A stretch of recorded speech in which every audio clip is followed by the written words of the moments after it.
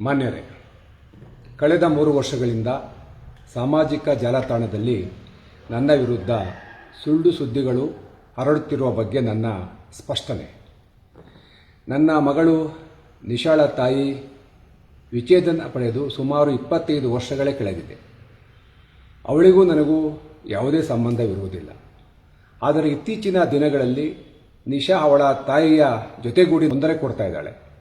ನಿಶಾ ನನ್ನ ವಿರೋಧಿಗಳ ಜೊತೆಗೂಡಿ ರಾಜಕಾರಣದ ದುರುದ್ದೇಶದಿಂದ ಚುನಾವಣಾ ಸಂದರ್ಭದಿಂದ ಹಿಡಿದು ಇಲ್ಲಿಯವರೆಗೂ ನನ್ನ ಮೇಲೆ ಇಲ್ಲ ಸಲ್ಲದ ಆರೋಪ ಮಾಡುತ್ತಿರುವುದನ್ನು ನೀವು ಗಮನಿಸಿರುತ್ತೀರಿ. ಇದರ ಮುಖಾಂತರ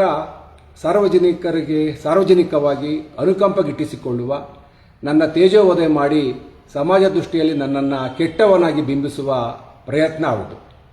ಸಾರ್ವಜನಿಕ ಬದುಕಿನಲ್ಲಿ ಕಳೆದ 30 ವರ್ಷಗಳಿಂದ ಹಲವಾರು ರಾಜಕೀಯ ಏಳುಬೀಳುಗಳ ನಡುವೆ ಜನಸೇವೆಗೆ ನನ್ನನ್ನು ನಾನು ಅರ್ಪಿಸಿಕೊಂಡಿದ್ದೇನೆ.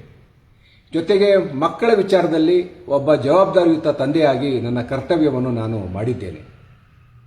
ನನ್ನ ಮಗಳ ಮದುವೆಯ ಪ್ರಯತ್ನದಲ್ಲಿ ಅವಳ ಮತ್ತು ಅವಳ ತಾಯಿಯ ಸಹಕಾರ ಸಿಗಲಿಲ್ಲ.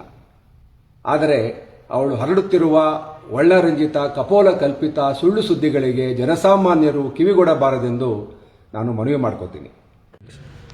ಇನ್ನು ನನ್ನ ಕುಟುಂಬ, ನನ್ನ ಹೆಂಡತಿ ಶೀಲಾ ಒಬ್ಬ ಗೃಹಿಣಿಯಾಗಿ ನನ್ನ ಪೋಷಕರ ಯೋಗಕ್ಷೇಮವನ್ನು ನೋಡಿಕೊಂಡು ನನ್ನ ಕಷ್ಟ ಸುಖದಲ್ಲಿ ಭಾಗಿಯಾಗಿ ಸಹಧರ್ಮಿಣಿಯಾಗಿ ಒಂದು ಸಾಂಸಾರಿಕ ಜೀವನವನ್ನು ನಡೆಸುತ್ತಿದ್ದು, ಅವಳ ಮೇಲೆ ಕೂಡ ವ್ಯವಸ್ಥಿತವಾಗಿ ಅಪಪ್ರಚಾರ ನಡೆಯುತ್ತಿದ್ದು, ಸತ್ಯ ಅಸತ್ಯತೆ ತಿಳಿಯದೆ ಸಾರ್ವಜನಿಕರು ತಪ್ಪಾಗಿ ಅರ್ಥೈಸಿಕೊಳ್ಳಬಾರದೆಂದು ಮನವಿ ಮಾಡಿಕೊಳ್ತೀನಿ. ನಮಸ್ಕಾರ.